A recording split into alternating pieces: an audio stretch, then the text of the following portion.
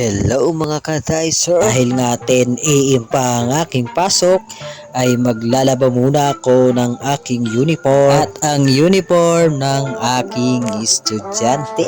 Dahil nga hindi ko na rin maasahan sa paglalaba ang aking misis dahil busy sa kanyang negosyo na ukay, ay hindi na niya magawang makapaglaba, kaya ako na lang ang naglaba ng aking mga uniform para sigurado at talagang malalabhan. Kasi pag sa kanya mo inutos ay laging sasabihin sa iyo ay bukas hanggang sa mangyari ay wala pa siyang naumpisahan. Dahil nga hindi na nabago sa akin ang mga ganitong sitwasyon, ay nasanay na ang aking katawan na laging ginagawa ang ganito kapag ang asawa ko ay inaabot ng sipag, inaabot ng tamad pala. Kaya dapat lang talaga sa ating mga lalaki ay marunong maglaba.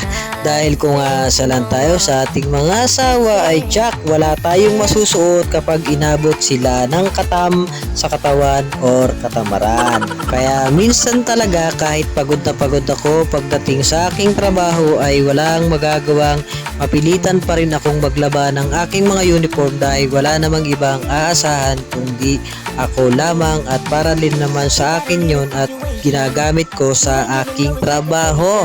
Dahil nga minsan ay inaabot ng katamaran ng aking asawa ay wala akong magagawa kundi maglaba kahit na sobrang pagod na ako pagdating sa aking trabaho. Kaya maiisip mo minsan na tatay ka na, nanay ka pa. Yan, diba dapat ay marunong tayo sa mga ganitong bagay para in case na yung partner mo ay nabot ng katamaran ay magagawa natin ang para sa kanila ay sila dapat ang gagawa.